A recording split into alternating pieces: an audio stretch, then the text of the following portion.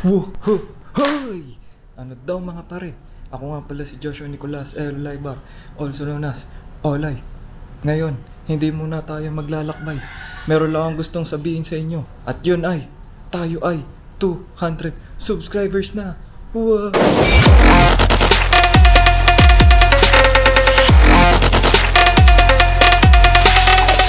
At ayun mga pare, gusto ko magpasalamat sa aking mga pamilya, sa tropa, at syempre kay Lord. Kung hindi dahil sa inyo, siguro hindi ko makakamit tong achievement na to.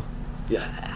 Alam ko naman na kakaunti pa lang tayo, kakaunti pa lang yung subscriber ko, pero malaking achievement to kasi parang doon ko na-feel yung yung pagmamahal. Yeah.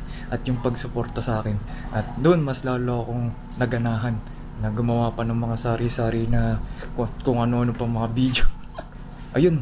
At dahil 200 subscriber na tayo, ay meron akong nakitang comment na which is ito.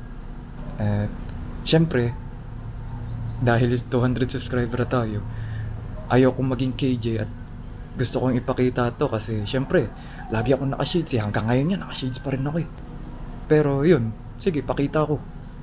Papakita ko sa inyo pero huwag nyo sabihin sa iba. Dito pwedeng kumalat kasi hanapin ako ng mga FBI o kaya mga ahente, mga spy o kaya baka dali nila ako sa Area 21 kasi may kakaiba kasi dito sa aking mga mata eh.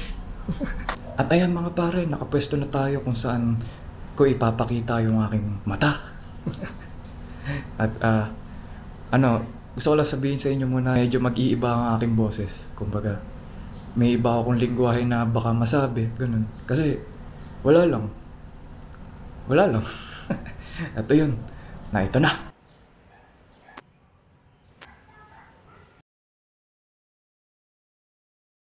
Ryōiki Tenkai 無料空所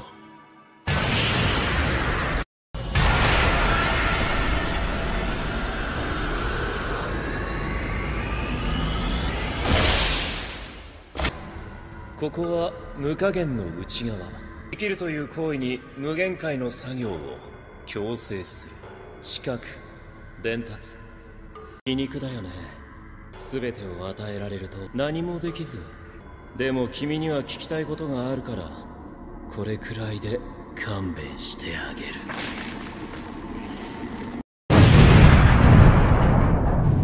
At ayun lang mga pare. Joke lang yun. At ingat kayo palagi. Maraming salamat sa inyo muli. At God bless sa inyo. See you in the next video.